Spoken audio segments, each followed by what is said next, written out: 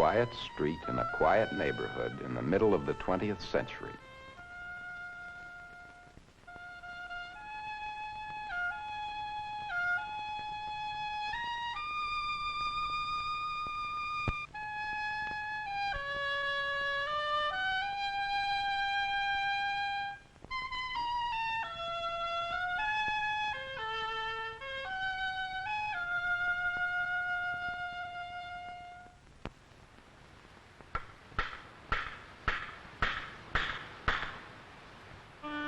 When you look for a house, what are you looking for? What do you see? Where people lived in square, fine, ample houses, the ferocious slums.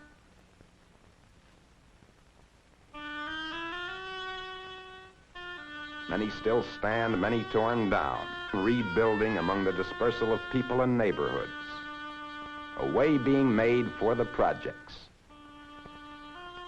Signs of change in all the cities. And still the dark red blindness of walls. The cities reach out. The ghettos burst open after a long while. Ghettos of every kind. Old borders into the sunny, branchy section, pushing out to the new country, waiting raw for the builders. Some of us still live in uniformity, but the sifting has begun. And when you look further, when you look for a house, you see the city's reach. What are you looking for? A place to live. Your warmth, your love, your work, your rest from work, your quiet and the sounds you like, your privacy, your friends, a good place for children, a place to grow in, easy to keep clean, a place we can afford, the right place for us. And even from the car, we try to guess. What is there for us? Who lives behind these doors? On this quiet street, who lives here? Could this be it? This one?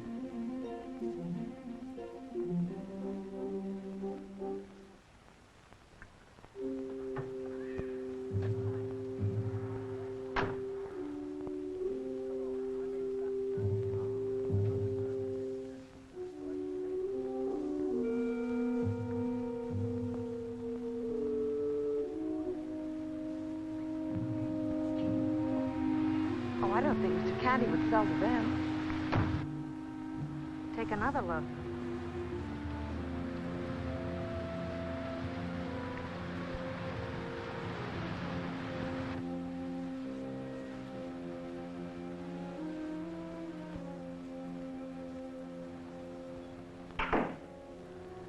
Well, I know what I'm going to do.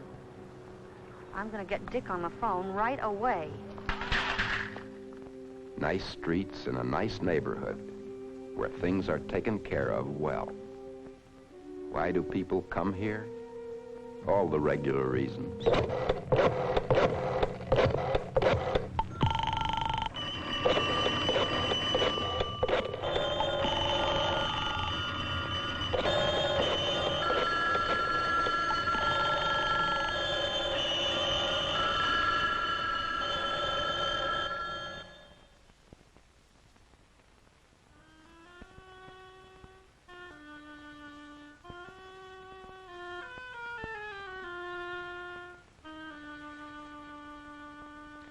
This room, this is what I mind leaving the most. So many little things. Bob seeing Ginny in her wedding dress here for the first time. That night we got back from the hospital after little Laurie was born. Suddenly we were grandparents. Christmases, birthdays. Don't you feel that way about the room? Oh, of course you don't. Sure I do. Well, tonight, when I was burning the leaves, I felt that again. Not just about the room or the house, but the whole neighborhood. Something about the people here. I just hate to pull out. We haven't moved for ages. When you think of the way most people move all the time. Do you remember the year Ginny was born? 3 places we lived that year. Isn't that awful? I'll get it. It's pretty late. Yes? Yes, this is Mrs. Candy. There must be some mistake.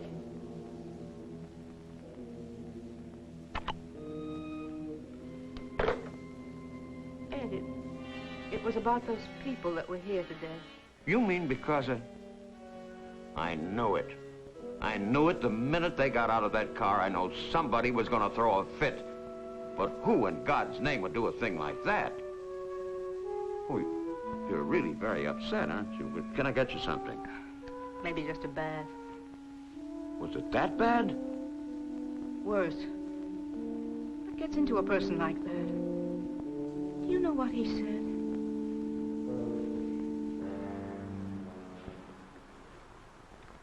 Hello, Tom. How have you been? Fine, Ed. You? No complaints. By the way, Tom, you going to lodge meeting Thursday? Always do, don't I?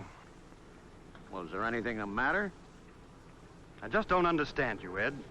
You've always been a pretty regular guy. A credit to the neighborhood, too. I'm the same guy I've always been. There's something bothering you. Why don't you just say it? Same thing's bothering a lot of people. I guess we didn't know you as well as we thought.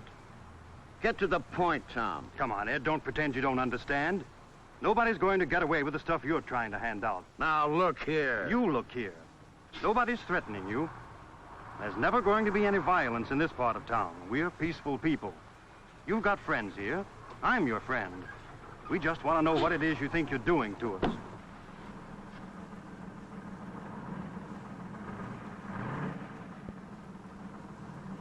A quiet street, a quiet neighborhood.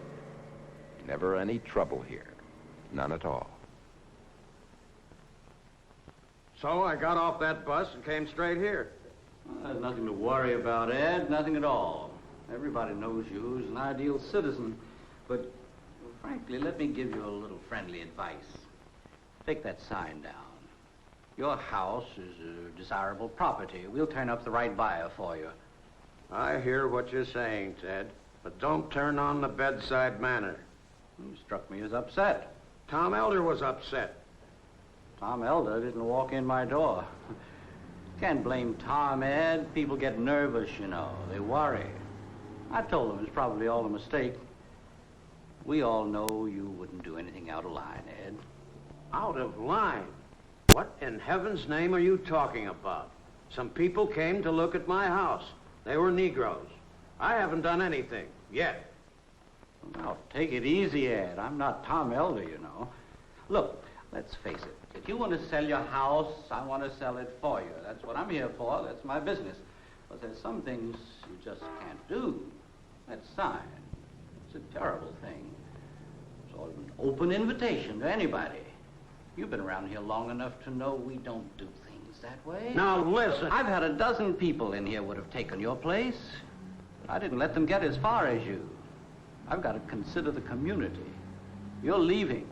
There are a lot of us who are going to be here for a long time. Now, take a tip from an old friend. Forget this whole thing and let me take care of your house. Out of line. Well, that's Ted Moats for you. Well, you either see things his way or you're out of line. Well, the minute those people showed up, I knew there was going to be some talk. But what was I supposed to do, slam the door in their face? Where's Laurie? She was here a minute ago. Oh, she's outside playing with Bobby. He's got a new bike, and he promised to give her a ride. Oh, Bob, how about some fishing this Saturday? Weather's still good. Laurie can come along with us. No, nothing doing, Dad. Bob promised to put up the wallpaper in the dinette weeks ago, but he can find the darndest excuses for not doing it. This Saturday, that wallpaper goes up. Oh, who's the boss around here anyway? Ginny, I'll help you with the wallpaper. We can get it done in a few hours with these two out of the way. Well...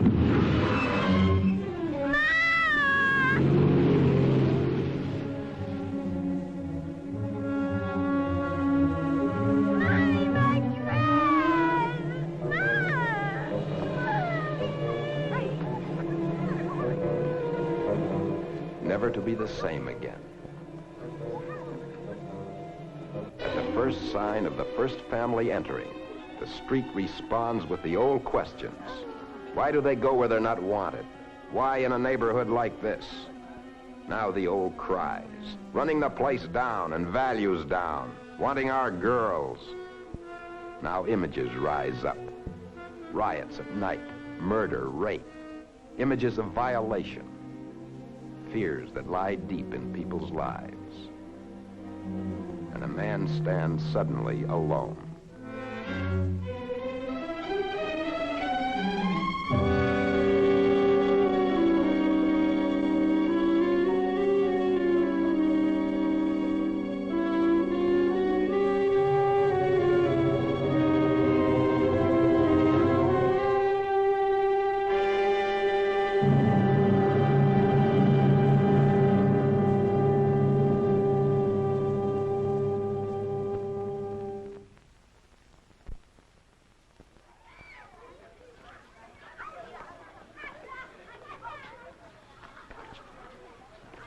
You hear about Candy?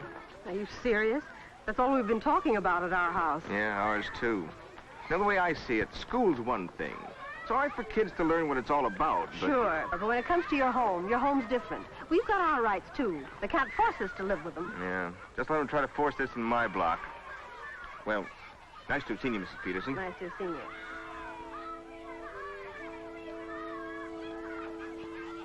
They play. They play. And of course, they're all different. But what does it mean when one level is kept? One color, one group. What their grown-ups think of as one kind of people, shutting out the rest. Even here, playing. Are they cut off from part of life? Are they cut off from part of themselves in refusing to touch the variety, the richness, the texture of reality that is always there for us?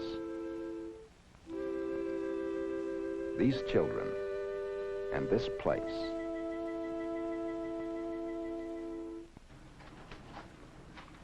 If Candy goes through with this, land values around here won't be worth a plug nickel. Do you know what he's provoked around here? I've heard that some young idiots thought they had to protect the honor of the community. Just what Ed's done, I don't know. Well, if you want to hide your head, okay. But I can't. I've had a steady stream of complaints since we opened this morning. That's good, Ted. Shows a fine spirit. That paint splashing was a real violation of this place. When I saw it this morning, I was pretty upset. No, Ralph. Complaints against Candy. I see.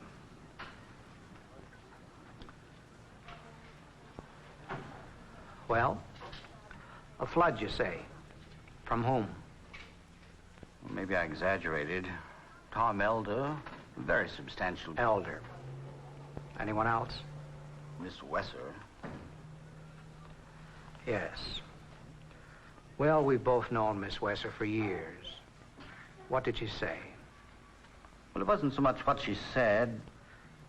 When you're dealing with complaints, it's precisely that. Just what did Miss Wesser say? She said she couldn't stand the smell.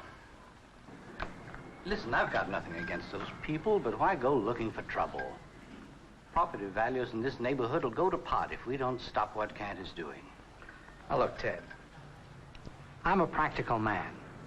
You don't work for this bank very long unless you are. I have to talk to you from two positions, from my own and from the bank's. They're not necessarily the same. We can't have people like Tom Elder and Miss Wesser throwing us into a panic. Land values don't have to go down. Not if the people in the community act like they believe in themselves. No. Here's an article reported in the New York Times which says that the official organization of home appraisal experts finds that land values actually have gone up in this type of situation. Oh, come on now, Ralph. You can do anything with figures, you know that. The important thing is we don't want anything like that to happen here. I've got 2 daughters, you know. What's the point, Ted? Well, I'd like the bank to get word around that... No, strike that out. I hope that you and the bank will reach a policy decision on real estate loans that will reassure the homeowners of this community, and the merchants, and the service companies. That's quite a package. Look, Ted, you know I don't make the decisions around here. I'll tell you what. I'll call downtown and see what they say. Well,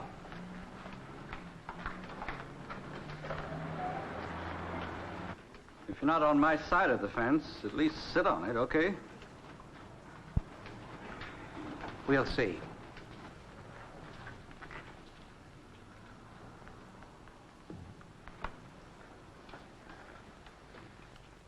It's hard to know what's right and what's wrong. It's the most difficult thing we ever faced. Not just for Ed and me, but for Laurie and Bob and my daughter, and for all the friends we've made. After all, this is our community, too. We leave something here. I was thinking about that very thing. I've heard about what happened. You know what I can't bear? Ed thinks I'm so lovely, so full of the moralities. I looked at that little girl in all her sweetness and blackness, and I thought just that. Just what?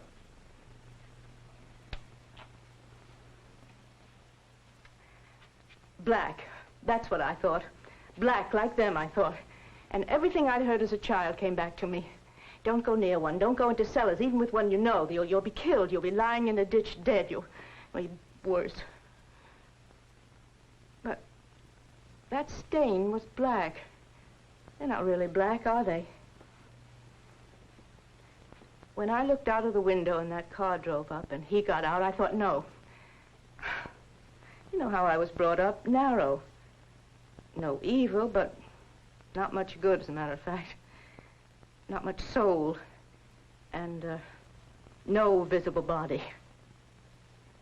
No poverty. Just enormous blinders of very good material. So something in me went, no. I was shocked at myself. What would you say that was?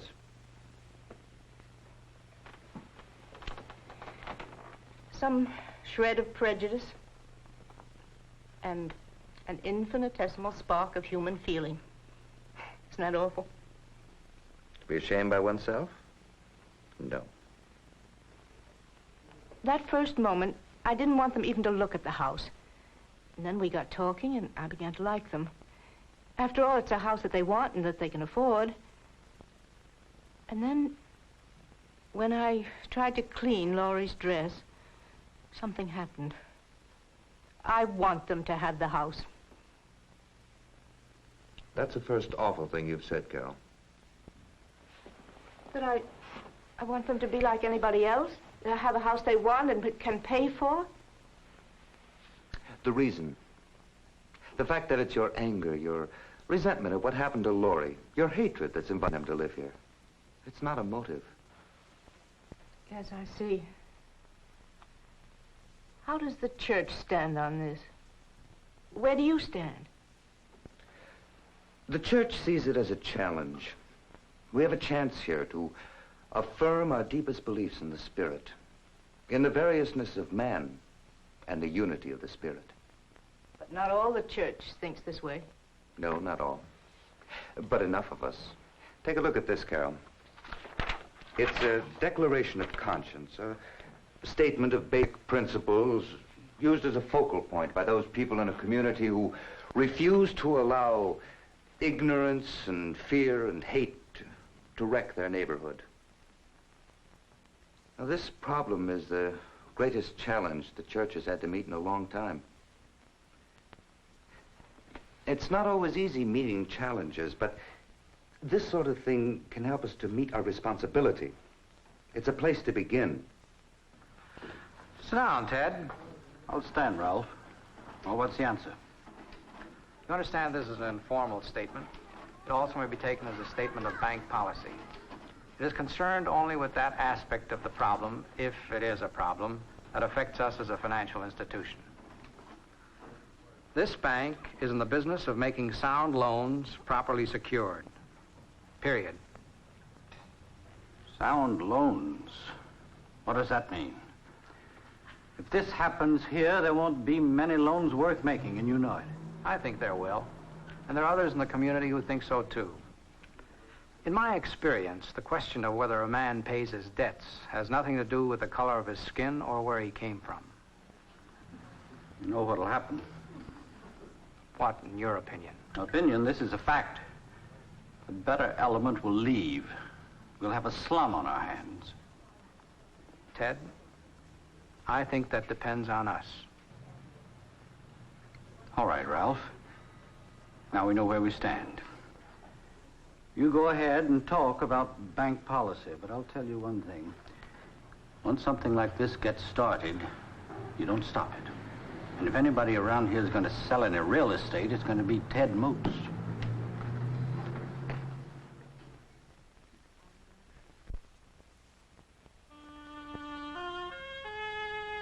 One house, its neighbors, confusion of a street. They'll try to keep it from flaring up, but each of them has fears that rage and threaten. Threats that seem to come from outside. When you were a child, what was it? The Jews, the Poles, the Irish, Italians, Chinese? These fears are real. About their homes, yes. Is their money threatened? They believe it is. Threat to their social standing guarded so long? They think so. And the law's beginning to recognize this.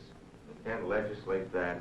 You can't do what? I mean, you can't force tolerance by law. Of course you can. But this has nothing to do with tolerance. This has to do with practice. You can, by law, prevent men from committing crimes against others that are always, in reality, crimes against themselves. That's what law is for. Oh, well, that's all very fine. But how are we going to keep this neighborhood good? We don't want undesirables. We don't want land values to take a nosedive. Well, you know as much about land values as I do. They don't have to do a nosedive at all. This afternoon, I waved an article on property values in Ted Moat's face. I'd really only read the headline myself, but since then I've read it through carefully, and this is what it had to say. It was a study for the University of California on 9 San Francisco neighborhoods in which Negroes had bought homes since 1940. I suppose you're going to tell us property values went up. Exactly. Apparently, there have been dozens of such studies made, and the findings have been that prices go up, not down, if anything, over a period of time. Now I've heard everything. All right. I'm a banker by profession. No heart, very limited kind of head. A man's wallet is his castle, that kind of imagination. All right? Well, let me tell you this. A man's a desirable neighbor if he's financially all right and he doesn't throw beer cans all over his front lawn. Has nothing whatever to do with the color of his skin or his religion or where his parents come from. It has to do with the worth of a person. That's sound economics. Mr. Candy, you're a man of good judgment. Would you say that these people were nice people? You're the first person that asked me that. Yes, they were nice people. Candy, what are you trying to do to us? What grudge got you going against this place anyway? Look, if anybody's damaging this community, it's not Ed Candy. I'm leaving. We've been at this for 2 hours, and all I know is we're not getting anywhere. All right, Tom. Half the community is ready to pull out, and nobody wants to do anything about it. Just a second, Tom. What's been happening here has happened before in other places. It's always to somebody's advantage to stir things up. It's an old game that Ted Moats played here today. That's Ted Moats. It's not the whole real estate profession. What happens here, or anywhere, is completely a matter of how people handle themselves. When they act like human beings, the values are as sound as, well, a silver dollar. Ted Moats' figures show different. He spent the afternoon going up and down Elm Street ringing doorbells, literally giving a sales talk. Some of the signs are out already. Sure. And Ted's got 10 new clients and maybe 10 new commissions. Mr. Yates, Mr. Hibner, couldn't you walk up and down Elm Street and tell them that? Well, what we might do, too, is put out our own signs. I mean, it's been done. Something like, we're not selling. We believe in our community. I just don't know. I don't know how we can be good neighbors. Even if the land values stay the same, the street's going to be different. Doesn't that depend on us? Did any of us really choose each other as neighbors? We get along. But how long can we keep the door closed without locking ourselves in? What we must learn is how to keep from poisoning ourselves with fear and barriers and ghettos. Nonsense. Negroes don't live in ghettos anymore. Good heavens, look at the housing projects in the city. They're not ghettos. Of course they are. Any place where a human being is shut in or shut out because of the color of his skin is a ghetto, in the real sense of the word. I know that now. I guess I knew it all along, just didn't think much about it, though. But they are ghettos.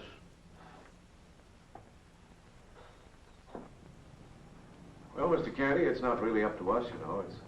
It's up to you alone whether the sale will be made. No, Jim. You're wrong there. What I do isn't nearly as important as what you do. That's what this is all about tonight. He's right. We can't duck it. Ed Candy's decision is his own, but that's no longer important. It's what we do that counts. This isn't about one man and his house. This is about us as a community. And it has to be fought out in the white communities, in the white people, each in himself.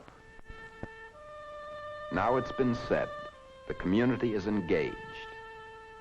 As we move toward this beginning, there's a quickening of pace. You can see it right here in these people as they begin to face up to their problem. We need ourselves, freed from our old slaveries and exclusions. We are fighting for a sense of community.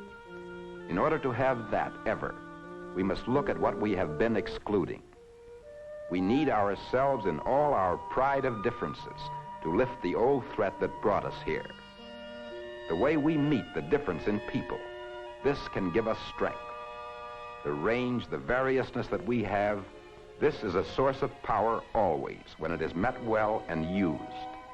This possibility is very great just now.